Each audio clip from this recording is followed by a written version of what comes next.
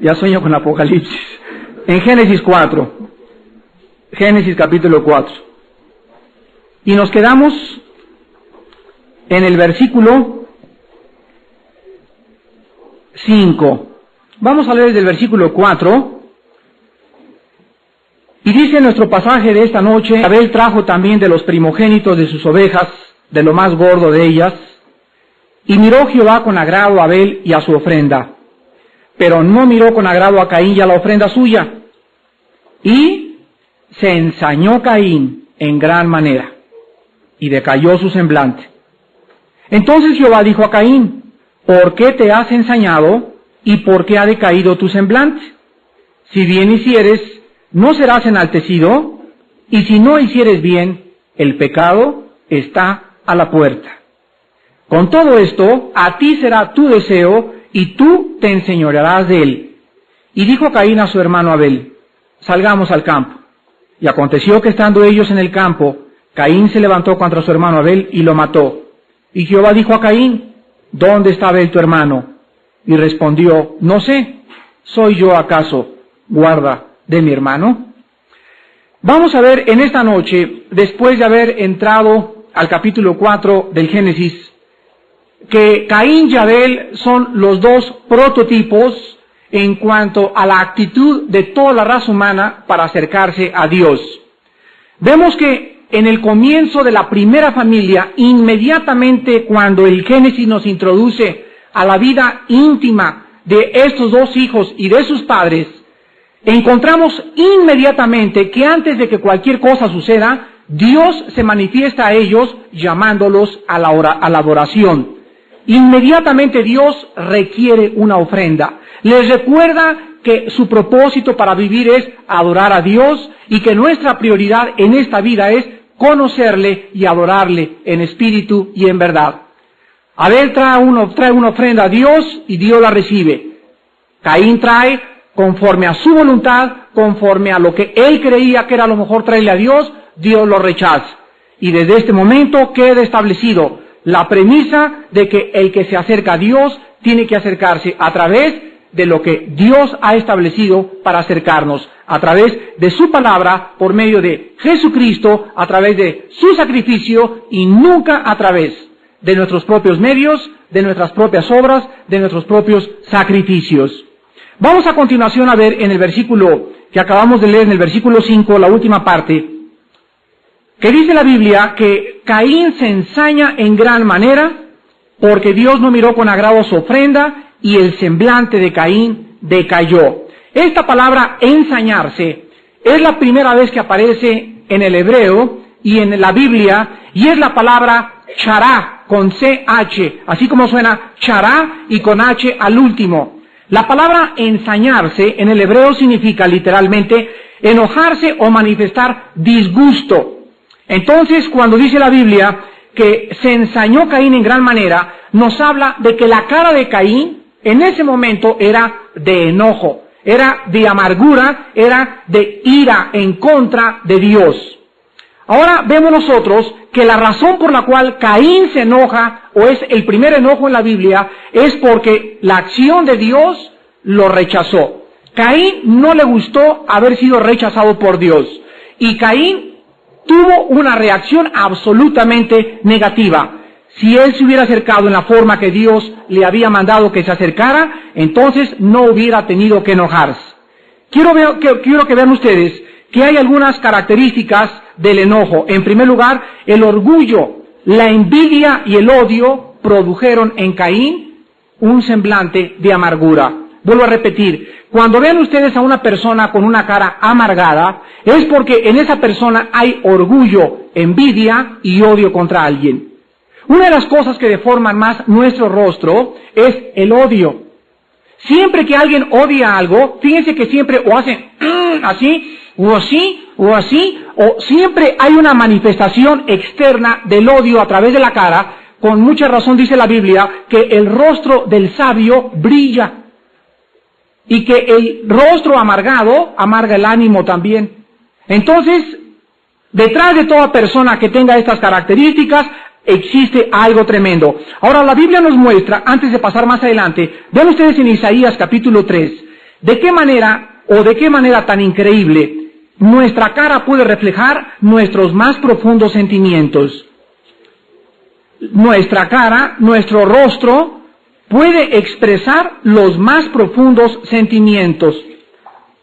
Dice en Isaías 3, versículo 9, la apariencia de sus rostros testifica contra ellos, porque como Sodoma publican su pecado, no lo disimulan. Ay del alma de ellos, porque amontonaron mal para sí. Es increíble que cuando nosotros estemos enfrente de una persona degenerada, por ejemplo, inmediatamente aquellos que tengan un poco de discernimiento o de conocimiento de la naturaleza humana, tú puedes darte cuenta que ese hombre que está enfrente de ti, que es jefe de personal, o que es gerente de un hotel, o que es director de una compañía de seguros, o cualquier persona que tú veas, tú puedes discernir en su rostro el degeneramiento moral. El otro día estaban unos hermanos platicándome de una persona que ellos creían que cachaba así con la izquierda granizo. Entonces me dijeron, fíjate que hay algo en el rostro de los homosexuales que no pueden ocultar su homosexualidad.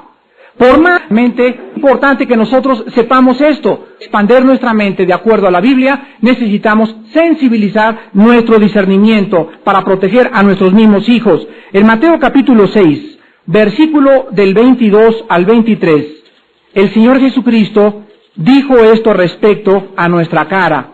Mateo 6, 22 al 23. La lámpara del cuerpo es el ojo. Así que, si tu ojo es bueno, todo tu cuerpo estará lleno de luz. Pero si tu ojo es maligno, todo tu cuerpo estará en tinieblas. Así que si la luz que en ti hay tinieblas, ¿cuántas no serán las mismas tinieblas? Jesucristo tenía mucha razón, Él nos hizo y Él nos muestra que en los ojos nosotros reflejamos realmente nuestro carácter. Cuídense, padres de familia, cuando tu hijo llega a comer y no los quieren ver a la cara. Cuando llegue el muchacho, ¿y cómo fue en la escuela? Muy bien. ¿Y qué hiciste? Pues más o menos, oye, levántame la cara y mírame a los ojos. Me acuerdo que siempre mi padre me decía, cuídate de una persona que no te mira a los ojos. Esto es un rasgo muy peculiar aún dentro de la misma psicología. Regresamos a Génesis y encontramos en el versículo 6 al 7, que dice la Biblia, entonces Jehová le dijo a Caín, ¿por qué te has ensañado? O sea, ya vimos que, ¿por qué estás enojado? ¿Y por qué tienes esa cara de amargura? ¿Por qué tienes esa cara de vaciedad? ¿Por qué tu semblante ha decaído? Lo que Dios le está diciendo a Caín en esta pregunta son dos cosas. En primer lugar, esa cara. ¿Qué no sabes que si tú haces bien, no tendrías por qué enojarte? ¿No sabes que si en ti hay limpieza y pureza en esta noche, no tendrías por qué tener esa cara de amargado o de amargada? ¿No sabes que el pecado deforma la mirada? Porque estás enojado. En otras palabras, ¿no sabías que el pecado siempre amargará a la gente y el rostro lo reflejará? Y nosotros tenemos solamente dos opciones en esta noche. ¿Cuántas cosas sobran? Pero si escogemos el camino de la amargura y fruncir el rostro y hacerle cara a la vida, dardos de la insultante fortuna, como decía Shakespeare en su obra de Hamlet, entonces nosotros llegaremos a los 30, 40 años de edad con un rostro deformado, con un rostro fruncido, con un rostro amargado. Y a todas las personas a nuestro alrededor, en segundo lugar, también Dios le dice a Caín, el pecado está a la puerta. Aquí describe Dios al pecado como un animal que está listo a saltar a su presa en cualquier momento. Dios nos dice que cada vez que nosotros nos levantemos, hay alguien que está tocando la puerta. Cuando tú vas a una fiesta, ya te están tocando la puerta. Cuando estás con un amigo, alguien te está tocando la puerta. El pecado está al acecho desde que el hombre cayó en pecado en el huerto del Edén. Todos los días al levantarte, todos los días en el tráfico, todos los días en tu oficina, siempre estaremos esperando que el pecado nos ataque. Ahora, hay pensamientos malos y hay pensamientos malignos. Fíjense ustedes, los pensamientos malos son los pensamientos que brotan de nuestro corazón. Pero los pensamientos malignos son los que vienen de afuera hacia adentro. Entonces, del corazón salen malos pensamientos. Y yo puedo tener un corazón puro en la mañana y haber orado y haber estado en el Señor, y voy en la calle y me encuentro una muchacha vestida como cabaretera y soy atacado de afuera hacia adentro. Entonces es increíble la guerra encarnizada con el pecado que tenemos, porque si yo oro y yo estoy de rodillas creyendo que ya estoy en la gloria, me equivoco porque salgo a la calle y entro adentro. Ahora, si yo estoy fortalecido interiormente, voy a vencer exteriormente. Pero si esa muchacha con pantalones apretados me asalta con sus malos pensamientos sexuales a mi corazón y yo no estoy fortalecido en esa mañana, yo caigo. Entonces hay que salir con toda la armadura de Dios para poder enfrentar los dardos de fuego del maligno. Dice la Biblia que después de que el pecado le dice Dios a Caín que está a la puerta, vamos a ver que Dios le acaba diciendo en este versículo algo muy importante. El principio más importante acerca del pecado en toda la Biblia. Versículo 7. Si bien hicieres, no serás enaltecido, y si no hicieres bien, el pecado está a la puerta. O sea, si te portas bien, vas a tener una recompensa, y si no, el pecado te va a seguir llamando. Con todo esto, a ti será su deseo, o sea, el deseo del pecado, y tú te enseñorearás de él. Aquí Dios le está diciendo, puedes hacer lo que te da la gana. Puedes vivir como tú quieras, pero tú debes y tienes la capacidad para dominar tus impulsos y tendencias pecaminosas. A ti será tu pecado. O sea, tú puedes darle rienda suelta a tus apetitos sensuales. Tú puedes darle rienda suelta a tus ojos. Tú puedes abrir tu corazón a toda la maldad, al robo, al degeneramiento, al fraude, al asesinato. Pero tú puedes decirle no al pecado. Entonces, todo ser humano, desde Caín a nuestros días, se enfrenta con un ataque encarnizadamente inmoral en contra de nuestra propia alma. Y nosotros tenemos que saber que si somos inmorales, si soy homosexual, si soy lesbiana, si soy asesino, si soy ratero, si soy alcohólico, soy drogadicto, es porque yo lo escogí. A nadie le podré decir, mis papás tuvieron la culpa. Mis tíos tuvieron la culpa, nunca fui educado, nunca crecí y me desarrollé en Tepito. Yo soy del Abondojo, aunque haya nacido en Tepito y en Chalma y en el lugar más pecaminoso que existe, tú puedes haber nacido en Sodoma y Gomorra, y en Sodoma y Gomorra pudiste haber vencido contra el pecado. Ahí tenemos a Daniel viviendo en Sodoma y Gomorra en Babilonia, y sin embargo manteniéndose puro, porque desde que llegó supo, si le doy rienda suelta a mis ojos, me voy con todas estas muchachas. Determino en mi corazón no participar, ni tomar estas cosas, ni nada de lo que el mundo hace, ni seguir la moda del mundo, y quiero seguir a mi Dios hasta que yo muera. Y Daniel fue un hombre santo hasta los 80 años de edad en que él murió. Vean ustedes en Eclesiastés capítulo 11, que esto es precisamente, Eclesiastés 11, está Salmos, Proverbios, y después Eclesiastés. Salomón le dice esto a los muchachos, lo mismo que dice Génesis 4, Dios a Caín. En Eclesiastés 11, versículos 9 y 10, palabras tan famosas y tan conocidas por los jóvenes cristianos. Eclesiastés 11, versículos 9 y 10, Salomón le dice a la juventud, alégrate joven en tu juventud, y tome placer tu corazón en los días de tu adolescencia, y ande en los caminos de tu corazón y en la vista de tus ojos. Pero sabe que sobre todas estas cosas te juzgará Dios. Quita pues de tu corazón el enojo y aparta de tu carne el mal, porque la adolescencia y la juventud son vanidad. Salomón dice, vivan como quieran. Ve todos los muchachos que quieras. Compra todas las revistas pornográficas que quieras comprar. Ve a todas las discotecas que tú quieras. Éntrale a la mota desde ahorita. Éntrale al alcohol desde ahorita. Fornica con tu novia. Pero quiero que sepas que tu pecado te va a alcanzar tarde o temprano. Te va a alcanzar en tu matrimonio, te va a alcanzar a los 20 años, te va a alcanzar a los 25 años. Pero quiero que sepas que Dios no va a permitir ningún solo pecado que tú hayas cometido que no tenga que ser traído a juicio. Y esto es una de las enseñanzas, regresamos a Génesis, más claras de la Biblia, porque nosotros tenemos la tendencia de creer que podemos engañar a Dios. En el versículo 8, dice Caín a su hermano Abel, salgamos al campo, y aconteció que estando ellos en el campo, Caín se levantó contra su hermano Abel y lo mató.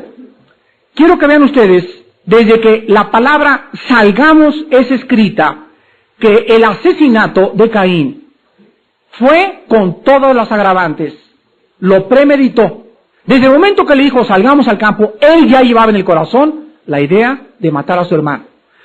¿Qué fue lo que obligó a cometer el primer asesinato de la humanidad? ¿Qué fue lo que había en el corazón de Caín para que él tomara una decisión tan radical de convertirse en el primer homicida y el primer mentiroso de toda la humanidad? ¿Saben ustedes por qué mató Caín a su hermano Abel? La respuesta la tenemos en el Nuevo Testamento, en 1 de Juan capítulo 3. ¿Por qué mató Caín a Abel? 1 de Juan capítulo 3, versículos 11 y 12. Y dice la Biblia, porque este es el mensaje que habéis oído desde el principio, que nos amemos unos a otros, no como Caín, que era del maligno y mató a su hermano. ¿Y por qué causa le mató? Porque sus obras eran malas y las de su hermano justas. Caín mató a su hermano por envidia. La envidia de que él era mejor que él. En Juan 8:44, Cristo, dirigiéndose a los fariseos de su tiempo, les dice, vosotros hijos de vuestro padre el diablo sois, y los deseos de vuestro padre queréis hacer. ¿Él es un fornicario? No. ¿Igual de homosexual que él? No, tampoco dice. ¿Igual de ladrón? No, tampoco dice ladrón. Cristo dice que el diablo tiene dos características. Y de todos los pecados que existen, de todos los que existen, Cristo dijo que había dos principalmente en la naturaleza del diablo y en todos aquellos que le siguen, que es el odio, el homicidio. Él ha sido homicida desde el principio y mentiroso. El odio y la mentira a la luz de Jesucristo pueden ser la rampa o el trampolín que te lancen en una carrera infrenable de pecado y degeneramiento. La mentira. Es increíble cómo Dios pone importancia a mentir. Y de qué manera el pecado puede corromper a una persona cuando una persona es mentirosa. Nosotros estamos acostumbrados a mentiritas blancas. Pues le dije una mentira piadosa. Señora, no existen mentiras piadosas. No existen mentiras blancas. La mentira, escúchame, es la negación de la verdad. Y Cristo es la verdad. ¿Qué les acabo de decir? Que el que miente niega a Cristo. Ahora nosotros vemos también en Eclesiastés 4:4 que el rey Salomón, refiriéndose a la envidia, dijo que desde ese entonces, Eclesiastés 4:4, he visto, dijo el rey Salomón, asimismo que todo trabajo y toda excelencia de obras despierta, ¿qué cosa? Todo trabajo y toda excelencia de obras despierta la envidia del hombre contra su prójimo. Basta para que tengas un vestido mejor que el de tu prima, para que en tu prima comiencen a nacer o a efervecer pensamientos de envidia. ¿Por qué tiene ella ese vestido y yo no lo tengo? Basta que tu vecino se compre un coche más nuevo para que en ti comience la envidia y comiences a hablar mal de tu vecino. Basta que un predicador tenga éxito para que comiencen a hablar de él, a buscarle cualquier cosa por envidia. Cualquier excelencia de obras, cualquier cosa que sea mejor que la de otro, cualquier cosa que opaque la vida de otra persona, provoca la envidia del prójimo. Estamos llenos de envidiosos. Y estamos llenos de personas que después de esa envidia comienza a crecer un odio tal que estarían dispuestos a llegar a asesinarnos. La envidia es peligrosísima porque comienza a fabricar el producto que es el asesinato.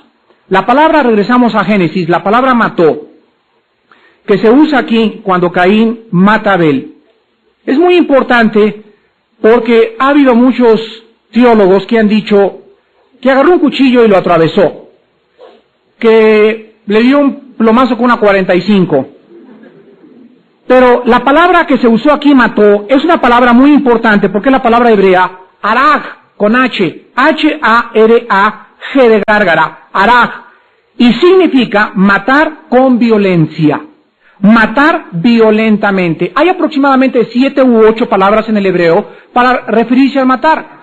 Y cuando se mataban a los sacrificios en el tabernáculo, ustedes saben que les cortaban la garganta, era como desollaban a los sacrificios, a los bueyes, a los carneros, era una muerte violenta. Pues la forma en que Caín mató a Abel fue una forma violenta. O sea, no nos habla que nomás un golpecito en la nuca y pum cayó a Abel.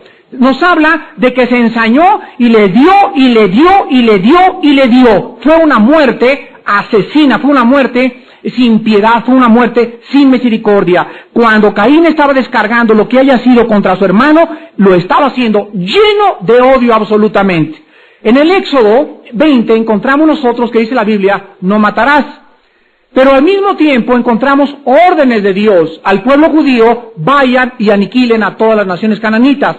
Aquí encontramos una antinomía. Por un lado nos dice no matarás, por otro lado nos dice Dios no maten a unas personas. ¿Cómo podemos reconciliar estas dos verdades? Porque las dos son verdades. Bueno, la reconciliación es la siguiente. La palabra matar en el hebreo, en Éxodo 20, significa matar por venganza, por envidia o por enojo, o sea, con premeditación, alevosía y ventaja.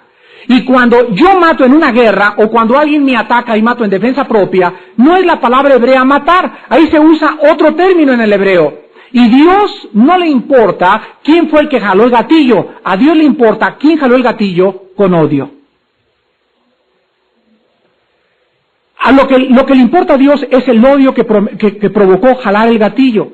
Entonces en la guerra, yo puedo ir y alistarme en la guerra si alguien invade mi país, y los cristianos tenemos la obligación de formar parte de nuestro ejército, 3 veces glorioso y etcétera, etcétera, pero nosotros tenemos la obligación de formar parte de nuestras Fuerzas Armadas si nuestro gobierno nos llama. Y si vamos a la guerra, y Dios nos va a condenar el día del juicio y va a decir, yo les prohibí matar. No, pero también se nos dice, sométanse al gobierno. Ven, aquí hay una antinomía, aquí hay otra vez dos verdades irreconciliables que encuentran su reconciliación cuando comprendemos la Escritura. Nos manda a no matar, pero nos podemos nosotros usar la defensa propia en defensa de nuestro país por causa de la sujeción a nuestro gobierno. Cuando yo mato a un chino que está brincándose por mi casa con una ametralladora, en ese momento ese disparo que yo hice, no lo hice con odio, no le dice, chino, ya te tenía ganas, ahorita vas a ver, ándale. Ahí estoy asesinando. Vean ustedes la grande diferencia. Entonces, lo que Dios ve no es el balazo y haberle quitado la vida, sino el coraje y el odio que provocó haber jalado ese gatillo. Ahora, nosotros vemos que este verbo matar se usa 172 veces en el Antiguo Testamento, y repito, siempre lleva la connotación de muerte violenta. Ahora, veamos nosotros también que en este momento vemos la simiente ¿de quién? De Satanás. Veamos con qué rapidez, acabando de ver la promesa en Génesis 3:15, con qué rapidez brinca la semilla de Satanás para atacar la simiente de la mujer. Y brinca tan rápido que en primer lugar corrompe al primer hijo de Adán y Eva y mata al segundo. Aquí no van a ser el Mesías, dijo el diablo. Corrompe al primer hijo, al primogénito que fue Caín, y acaba matando al segundo. Y dijo Satanás, ya gané, ya no nació, ni siquiera llegamos a 2 rounds. Con esto, Satanás trataba de impedir el cumplimiento de la promesa de Génesis 3:15. Qué equivocado estaba, porque Jesucristo no descendió de Abel ni de Caín, sino del tercer hijo de Adán y Eva, que se llamó Set.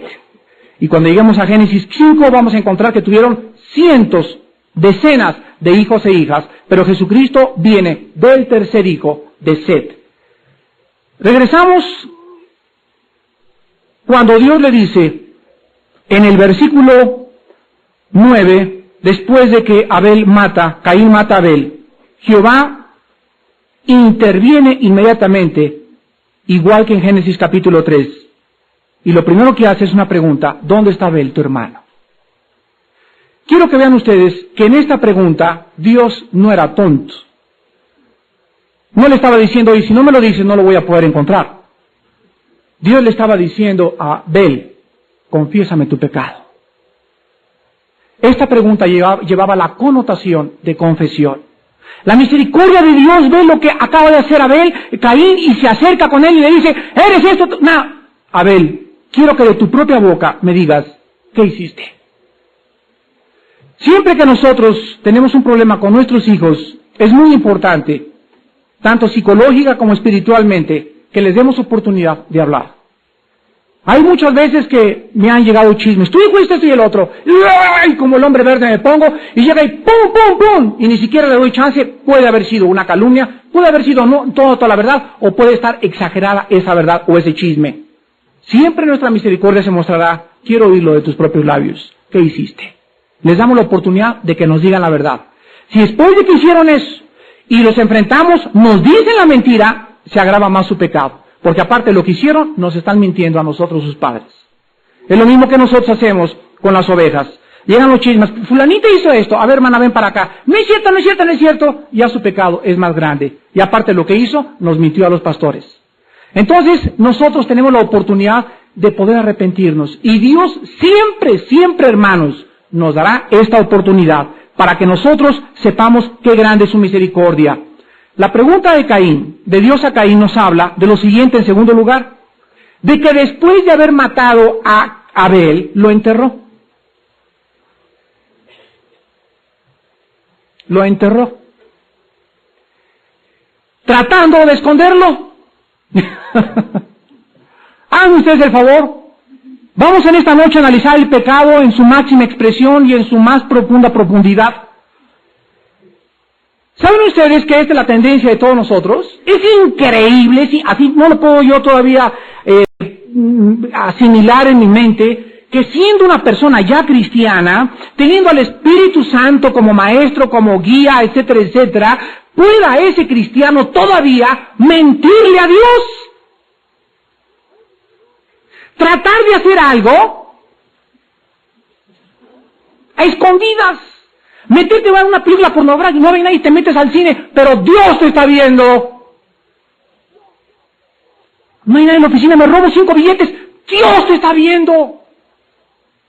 Hermanos, aprendamos en este capítulo 4 que el pecado no se puede esconder. ¡Nunca! Dice en Hebreos capítulo 4:13, que todas las cosas están abiertas y desnudas delante de aquel al que algún día le tenemos que dar cuenta. Lo más irracional que existe del pecado es creer que Dios no nos ve. Vean ustedes Ezequiel capítulo 8. Si ustedes leen Ezequiel capítulo 8, capítulo 9 y capítulo 10, van a encontrar en estos 3 capítulos el juicio de Israel. En el capítulo 8, Dios agarra a Ezequiel y lo lleva a Jerusalén. Y le dice, Ezequiel, mira lo que te voy a enseñar. Y le enseña los pecados que voy a leer ahorita de Israel. Van a ver ustedes cuál era su pecado principal. En el capítulo 9, Dios le dice a los ángeles, comiencen a juzgar a mi pueblo, a los que están en el santuario. Y en el capítulo 10, el Shekinah, la gloria de Dios, abandona Jerusalén y se va para siempre hasta que Jesucristo regresa en el Monte de los Olivos. Pero quiero que vean ustedes cuál fue realmente, hacia abajo el sonido, cuál fue el pecado realmente de Israel. En Ezequiel 8, vemos nosotros en el versículo, Ezequiel capítulo 8, vean ustedes aquí de qué manera Dios en el versículo 12 le dice a Ezequiel lo siguiente, y me dijo, hijo de hombre, ¿has visto las cosas que los ancianos de la casa de Israel hacen en tinieblas? Cada uno en sus cámaras pintadas de imágenes, porque dicen ellos, ¿qué dicen? No nos ve Jehová, Jehová ha abandonado la tierra. Agarra Dios a Ezequiel y le dice, mire Ezequiel, son mis líderes. Ellos son los líderes del pueblo y lo que están haciendo, lo están haciendo creyendo que yo no los veo. Yo me acuerdo de una cruzada que tuve en Guatemala. Se juntaron cientos de miles de dólares de ofrenda. Yo siempre les recordaré que en una cruzada nunca debe levantarse ofrenda. Nunca. Por los incrédulos. Jamás. Para que no digan, ya ven, está haciendo negocio. Nos decían, ¿por qué no levantan ofrenda en los desayunos? Porque van a tropezar a los incrédulos. Si Dios provee, Él es la obra. No vamos a formar situaciones ni a tratar de, para toda la ofrenda, ¿verdad? Aquí se levanta la ofrenda porque es un estudio bíblico para cristianos. Pero nosotros encontramos aquí en Guatemala, en la cruzada, que venían así las cestas. Y llega la hora de, pues, que me den por lo menos para el pasaje y para mi gasolina, y no me dieron ni para las quesadillas.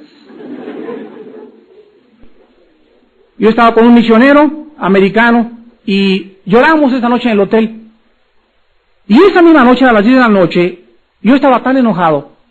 Era una ira santa, hermanos. Estaba enojado por el daño que estaban haciendo a la obra. Y por haber descubierto que me habían contratado para hacer negocio. Para enriquecerse. Agarramos el misionero y yo, fuimos caminando hasta esta iglesia. Y cuando abrimos la puerta de la iglesia, estaba todo el dinero así en una mesa de aquí hasta por allá. Y todos los que organizaban la cruzada estaban así. A ver quién agarraba, a ver quién apañaba más. Ya se puede imaginar el mensaje del día siguiente.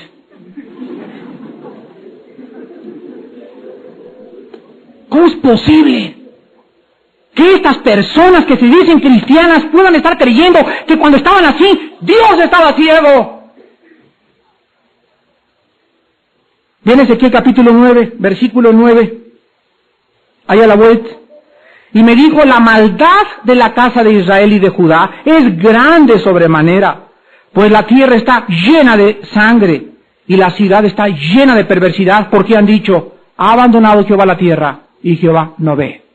Cuando ustedes, hermanos en Jesús, comienzan a portarse de esta manera, comienzan a vivir de tal manera que comienzan a tener pecados ocultos, revistas así escondidas sin que nadie las vea, películas así metiéndolas a tu casa sin que nadie las vea, una canita al aire sin que nadie te vea, es cuando has dado el paso a tu propia autodestrucción. Esto se llama perder el temor de Jehová. ¿Qué es el temor de Dios? Vivir con la conciencia de que el Dios del cielo y de la tierra, el Padre de Jesucristo, segundo por segundo, aún mis pensamientos, mis motivos más recónditos, los conoce. Él escudriña antes de que yo hable y yo piense, Él escudriña mi corazón. Y no lo puedo engañar. A ver, mi contador, apárteme estos impuestos para acá. ¡Cuidado! Dios te está viendo y Él pagará a cada uno de nosotros conforme a nuestras obras. Vean ustedes en Primera de Timoteo, en el Nuevo Testamento, capítulo 5, el mismo principio del que estamos hablando. 1 Timoteo 5, 24 y 25. Los pecados de algunos hombres se hacen patentes antes de que ellos vengan a juicio, mas a otros se les descubren despuesito. Asimismo se hacen manifiestas las buenas obras, y las que son de otra manera no pueden, imposible, no pueden permanecer ocultas. Este pasaje nos muestra que aquí nosotros en la iglesia, como campamento, tú en tu iglesia el domingo, nosotros en nuestra iglesia el domingo, si hay algún pecado en algún miembro de la iglesia y los líderes están viviendo vidas santas, el Espíritu Santo se va a encargar de revelarle a los líderes el pecado escondido. Dice la Biblia, no pueden permanecer ocultos. ¿Se acuerdan ustedes que sucedió esto en Hechos 5? Cuando llega una pareja que por primera vez querían o creían engañar a los líderes. Pues sí los pueden engañar a los hombres, pero al Espíritu Santo no lo pueden engañar. Porque cuando ustedes engañan a sus pastores, ustedes engañan al Espíritu Santo. Y Pedro le dice a Ananías y a Zafira, ¿por qué han mentido al Espíritu de Dios? Y los dos cayeron muertos. Un castigo ejemplar para que nosotros descubramos que el pecado de ellos, escúchenme muy bien, el pecado de ellos no fue clavarse la lana del terreno que vendieron. El pecado más grave fue mentirle al Espíritu de Dios. Qué irracional creer que puedes vivir engañando a Dios. Regresamos a Génesis y Caín le contesta a Dios lo siguiente. ¿Acaso soy yo guarda de mi hermano? La palabra guarda es la palabra shamar en el hebreo, S-H-A-M-A-R. Y la palabra shamar significa cercar alrededor de algo o poner un cerco alrededor de alguien para protegerlo. Aquí en esta respuesta tan cínica de Caín a Dios, encontramos que el pecado, o sea, todo comienza con un mal pensamiento en mi corazón. Y lo apapacho, ahí se me queda. Ese mal pensamiento, llego en la noche y me trato de hacer el tonto, oro, gracias Padre por tus misericordias, etcétera, etcétera, te amo con todo mi corazón, y ahí está el pecado, y no lo he escupido. Ahí está. Ahí, y Dios lo está viendo. Pasan 3 o 4 días, y mi conciencia la cauterizo más y más y más, y ahí está, no ha salido. Pasa un mes, y viene el cinismo. Me vuelvo cínico. Y en ese momento no queda absolutamente nada, porque yo puedo seguir yendo a los estudios, puedo ir el domingo a la iglesia, no queda nada. Dios sabe que ya no quiero sacar ese pecado. Lo tengo escondido, no queda más que su juicio. Veamos de qué manera ha crecido el pecado en Caín. Fíjense ustedes, ¿cuál fue el primer pecado? ¿Por qué comenzó todo? Todo comenzó con la desobediencia. Tráiganme una ofrenda. Pues Caín se rebela. Fíjense, la desobediencia y la rebelión son hermanas. No primas, son hermanas. Siempre junto a la desobediencia viene la rebelión, porque la desobediencia es producto de la rebelión. ¿Y qué es la rebelión? El sentirte que tú puedes hacer lo que te da la gana, como tú quieras, cuando quieras y a la hora que quieras. Todo comienza con la desobediencia de Caín. Pues no, ¿por qué le voy a traer lo que él pidió? Le voy a traer otra cosa, lo más gordo, lo más rico de mi tierra, cuando Dios había maldecido la tierra anteriormente. Después de este pecado, vean ustedes que sigue el enojo, en segundo lugar. Ya vimos entonces que la rebelión es la raíz de todos los pecados, es el querer hacer nuestra voluntad, es querer independizarnos de Dios, es querer llegar a ser autosuficiente, es querer hacer lo que nos da la gana. Inmediatamente viene el enojo, porque Dios nos castiga. En tercer lugar, nace la envidia contra su hermano. En cuarto lugar, viene el asesinato. Y en quinto lugar, ahora, viene el cinismo contra Dios. ¡Ja! La Biblia, no me cuentes. Y se manifiesta después del cinismo el egoísmo. ¿Acaso soy guarda de mi hermano? ¿A mí qué me importa que esté muriendo doña Cleofas? ¿A mí qué me importa que a doña Sola le esté pasando esto? ¿A mí qué me importa que mis hijos se porten como quiera? ¿A mí qué me importa que mi esposa... Comienza a cerrarse el cerco, y me lleno de egoísmo, y comienzo a vivir para mí mismo. ¿Y sabes qué? Cuando alguien se cierra con una concha y comienza a vivir para sí mismo, se envenena a sí mismo. Porque nadie vive para sí mismo. Y en último lugar viene la mentira. ¿Acaso yo soy guarda de mi hermano? No sé. Sepa Dios. Hermanos en Jesucristo, el pecado llega a insensibilizar la conciencia. El pecado no confesado tiene 2 características principales: endurece e insensibiliza nuestra conciencia. Vean ustedes Efesios capítulo 4.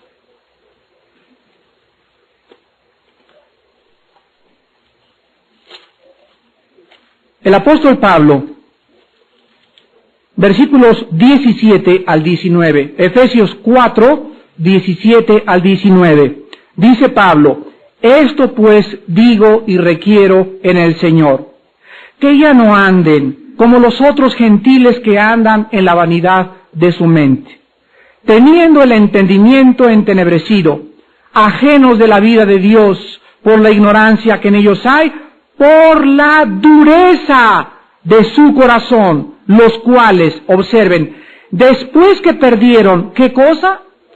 Toda sensibilidad, se entregaron a la lascivia para cometer con avidez toda clase de impurezas. Yo les dije un día a un grupo de muchachas en el seminario para los jóvenes que una muchacha que tiene relaciones sexuales a los 13 años se asusta a los 13 años. ¿Y qué hice? Etcétera, etcétera. Al año la vuelve a hacer la muchacha y ya lo hace más fácilmente. A los 17 años lo hace un poco más fácil y a los 18 años lo hace como si se comiera una concha para cenar. Ya está insensibilizada. Es una pequeña ramerita a los 18 años. El pecado insensibiliza. Llega el momento en que dices, todos lo hacen. Llega el momento en que dices, no es peor que el de mi vecino. Llega el momento en que tú dices, pues no estoy tan mal como otras personas. Y cuando nos medimos nosotros con otras personas y con otros hermanos, nos hemos olvidado que el ejemplo es Cristo. Escuchen esto, cuando Dios castigaba a su Hijo, Dios castigaba el pecado. Y cuando Dios castigaba el pecado, era porque Él nos decía en esa cruz, si mi hijo, mi amado hijo, no pudo ser perdonado, ¿cuánto más ustedes?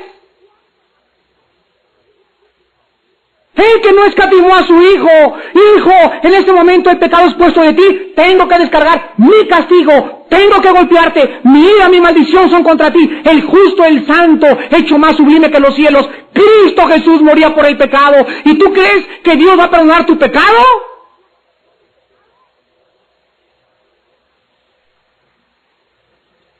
Tu pecado te tiene que alcanzar tarde o temprano. Y Dios tiene que pagar cada mentira, cada mal pensamiento que nosotros haya.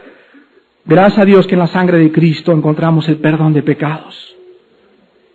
Y en Oseas, en el Antiguo Testamento, está Daniel y después está Oseas. Capítulo 4 encontramos también el mismo principio, Oseas 4:11, y dice así, fornicación, vino y mosto, quitan el juicio. Fornicación, vino y mosto, quitan el juicio. La fornicación son los pecados sensuales. El vino y el mosto son los placeres desenfrenados. La Biblia nos dice en este versículo que el pecado le roba al hombre la capacidad de discernir entre el bien y entre el mal.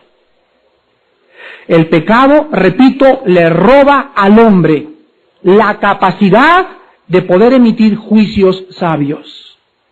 El pecado nos roba el poder discernir situaciones, si puedo entrar a esta escuela, si no puedo entrar a esta escuela. ¿Cuántos muchachos han vivido en pecado durante todas estas vacaciones y llega septiembre? Señor, dime a qué escuela voy a ir. Dios no te va a contestar, ni te va a decir, te va a empujar a que te vayas a una escuela peor. A lo mejor hasta la correccional acabas.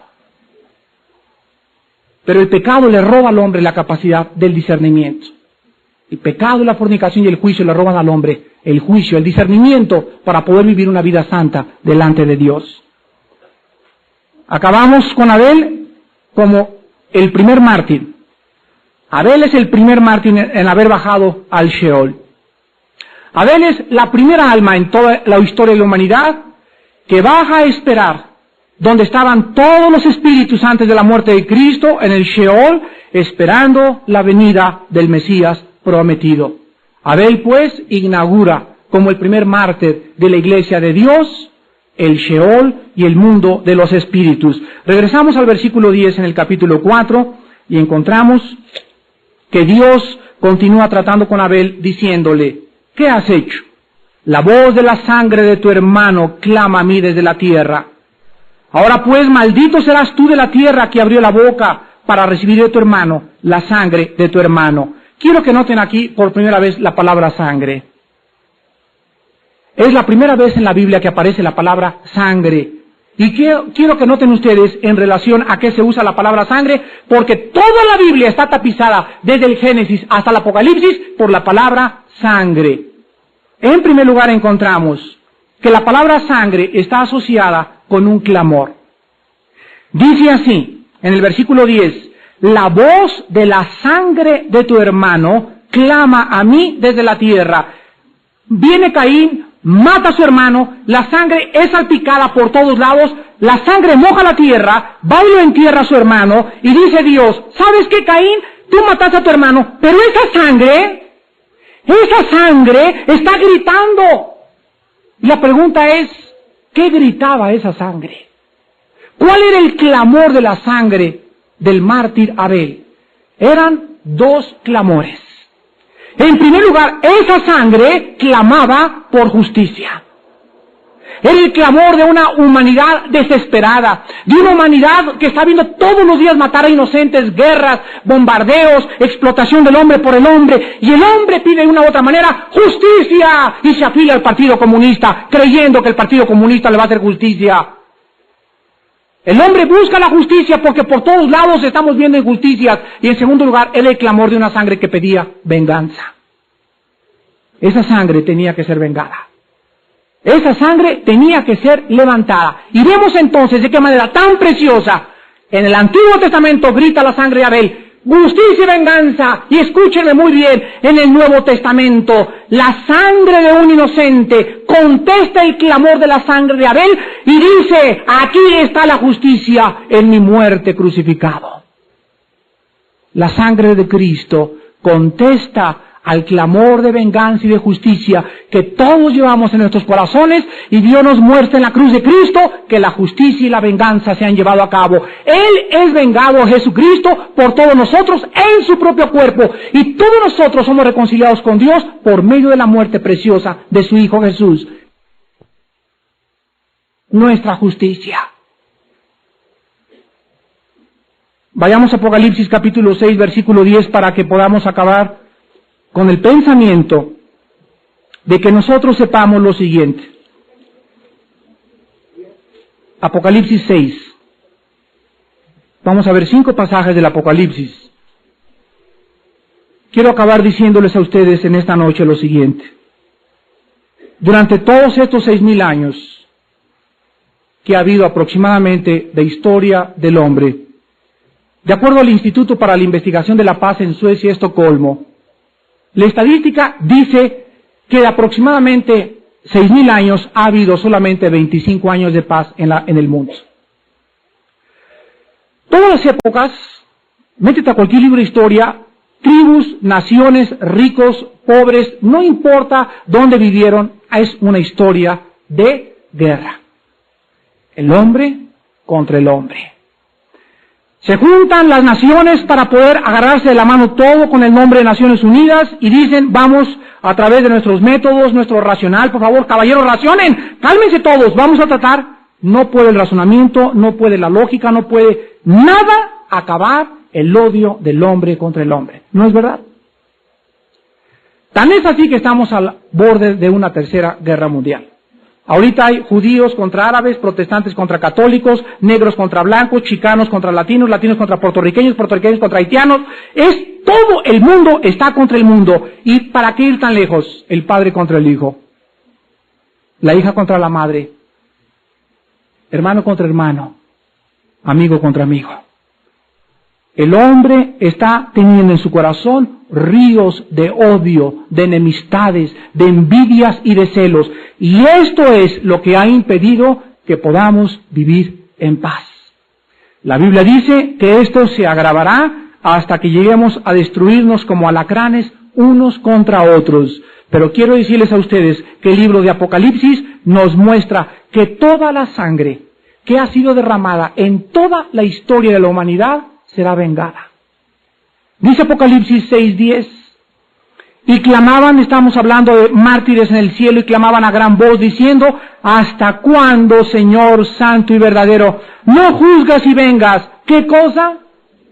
Nuestra sangre de los que moran en la tierra. Aquí la Biblia nos describe un cuadro bellísimo y nos pinta a los mártires, a todos aquellos santos que por ser fieles al testimonio de Cristo, por ser fieles a la palabra de Dios, por no haberse mezclado con el mundo, por no haberse vendido al mundo, por no haber querido agradar al mundo, el mundo agarró una macana y como Caín los mató. Y esta sangre de estos asesinos algún día será vengada. Dice en Apocalipsis que será vengada cuando todos los mártires hayan muerto. Los últimos serán los 2 testigos en la última mitad de la tribulación. Ahora ven ustedes Apocalipsis 16, del 5 al 6.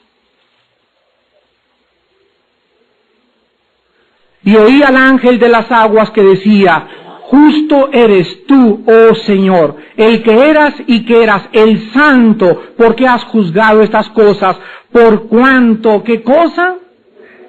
Derramaron la sangre de los santos y de los profetas también tú les has dado a beber sangre, pues lo merecen. Apocalipsis 17, versículo 6. Vi a la mujer ebria de la sangre de los santos y de la sangre de los mártires de Jesús, y cuando la vi quedé asombrado con gran asombro. Aquí encontramos el cuadro final donde se van a unir todas las religiones, católicos, protestantes, budistas, musulmanes, van a levantar una bandera y van a decir, todos tenemos el mismo Dios. Esto es una mentira bíblicamente, porque no pueden caminar dos de acuerdo si no estuvieran juntos en el mismo principio. Es más posible y es mejor estar separados por la verdad que unidos por el error. Escúcheme muy bien.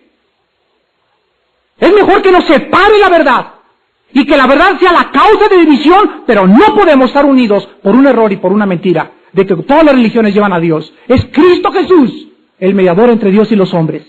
Esto se llama ecumenismo.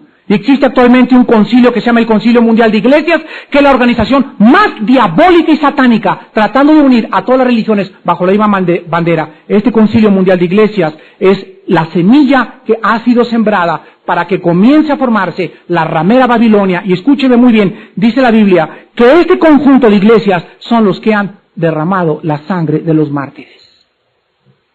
Y no quiero hacer más comentarios. Apocalipsis 18, versículo 24.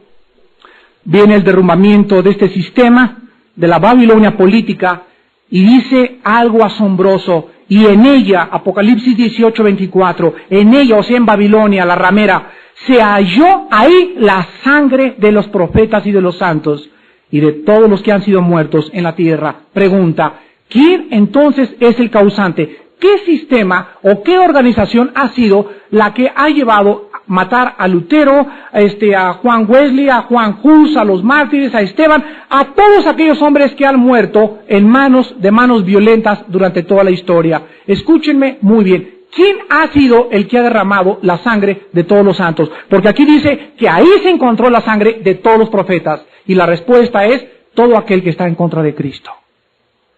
Es culpable de la sangre de todos los mártires. El que no es conmigo es contra mí, y el que no junta conmigo desparrama. ¿Eres así o eres acá? ¿Soy o no soy? ¿Eres o no eres? Pero no hay nadie neutral en esta noche. Si eres de Cristo, vives para Él. Si no eres de Cristo, estás del lado de sus enemigos. Y el día del juicio, tú, aunque no jalaste nunca un gatillo o un rifle para matar a un santo, el hecho de haber negado al justo y al santo habla de tu pecado, derramamiento de sangre. Y dice en Apocalipsis capítulo 19, del 1 al 2, después de esto oí una gran voz de la gran multitud en el cielo que decía, aleluya, salvación. Y honra y gloria y poder son del Señor Dios nuestro, porque sus juicios son verdaderos y justos. Pues ha juzgado a la gran ramera que ha corrompido a la tierra con su fornicación y ha vengado, ahí está, ha vengado la sangre de sus siervos de la mano de ella. Padre, te damos gracias en esta noche, porque le hemos vencido